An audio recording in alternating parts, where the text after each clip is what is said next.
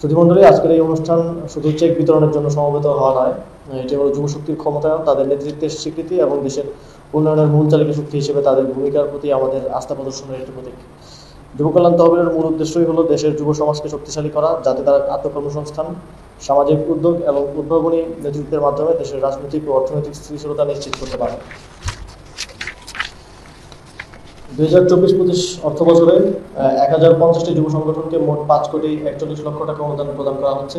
আমি দৃঢ়ভাবে বিশ্বাস করি এই অনুদান যুব সংগঠনগুলোর কার্যক্রমকে আরও শক্তিশালী করবে, সমাজের সমস্যার সমাধানে তাদের নেতৃত্বকে দৃঢ় করবে এবং আগামী দিনের নতুন বাংলাদেশ নির্মাণে তারা অগ্রসরী হিসেবে দায়িত্ব পালন করবে।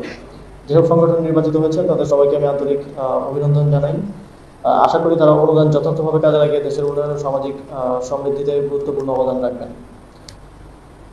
সুধীমণ্ডলী, জুলাই গণঅভ্যুত্থান আমাদের আবারও প্রমাণ করেছে যে যখন দেশের যুব সমাজ একত্রিত হয় তখন কোনো বাধাই তাদের অগ্রযাত্রা থামাতে পারে না। আমাদের তরুণরা শুধু নিজস্ব উদ্যোগে সীমাবদ্ধ নয়, তারা রিসাইক্লিং, টেকসই কৃষি, ডিজিটাল স্বাস্থ্যসেবা, ই-লার্নিং এবং অন্যান্য সামাজিক উদ্যোগে যুগান্তকারী পদক্ষেপ গ্রহণ করছে। এসব কাজ কেবল স্থানীয় সমস্যার সমাধান করছে না, বরং দেশের জন্য দীর্ঘমেয়াদী, টেকসই এবং উদ্ভাবনী সমাধান তৈরি করছে।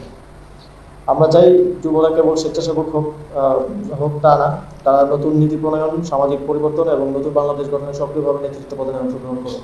তাদের উদ্ভাবনী শক্তি এবং উদ্যোগী আমাদের দেশের রাজনৈতিক ও অর্থনৈতিক স্থিতিশীলতা নিশ্চিত করবে। আমার তরুণ বন্ধুদের কাছে স্পষ্ট বার্তা: আপনারাই দেশের অগ্রগতির মূল চালিকা শক্তি। সাহসের সঙ্গে নেতৃত্ব গ্রহণ করুন, উদ্ভাবনী শক্তিতে সমাজকে আলোকিত করুন এবং সম্মিলিত প্রয়াসে একটি সুন্দর ভবিষ্যৎ গড়ে তুলুন। আপনারা সক্রিয় থাকলে আমরা যে কোনো জাতীয় চ্যালেঞ্জ মোকাবেলা করতে সক্ষম হব। সুধীমণ্ডলী, সরকার যুবদের জন্য সহায়ক কাঠামো তৈরির ক্ষেত্রে সর্বোচ্চ গুরুত্ব দিচ্ছে। সম্প্রতি অনুমোদিত জাতীয় যুব উদ্যোক্তা উন্নয়ন নীতিমালা 2025-এর মাধ্যমে উদ্যোক্তা প্রত্যাশী যুবকদের প্রশিক্ষণ, অর্থায়ন, পরামর্শ এবং সমন্বিত সেবা প্রদানের উদ্যোগ নেওয়া হয়েছে।